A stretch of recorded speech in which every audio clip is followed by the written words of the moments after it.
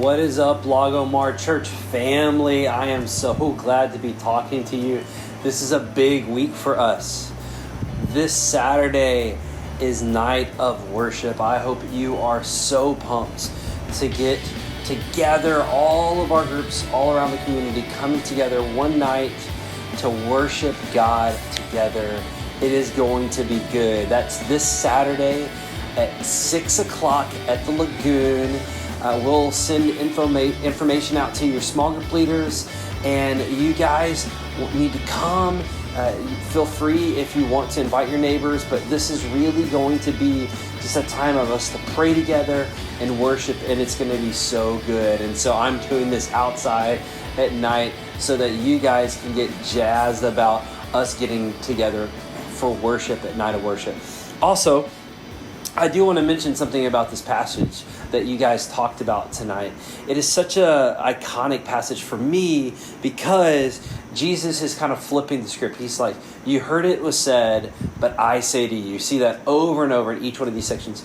You've heard it was said, but I say to you. And it kind of crescendos at this point where he's looking at people and he's saying, hey, you've heard it was said to love your neighbor, but I'm saying to you that you're supposed to not only love your neighbor, but you're supposed to love your enemy. It's just this this crazy change in the lives of the people that are hearing this. And he's like, hey, kingdom life is not about rules, but it's about a relationship. It's about a relationship with God. It's about a relationship with others. And those others are your friends, your neighbors, and yes, even your enemies.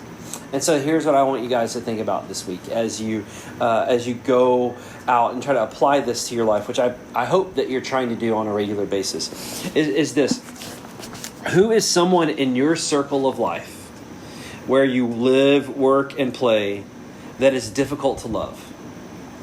Or who is a person that you may think is as an enemy? So picture that person. And then this is what I want you to do. What steps this week do you need to make in order to show them the love of Jesus? That's it. It's simpler to talk about, more difficult to do. I understand. But that is the Christian life. There's all these things that we can do. We could hear and we could study these passages over and over and over, but if it never changes the way we live our lives, then what are we doing? And so how can we live differently as these kingdom citizens in this life that Jesus has given us? So I'm excited about this Saturday. I'm excited to hear about how you guys are applying this to your life. And we guys see you in a couple days. Bye.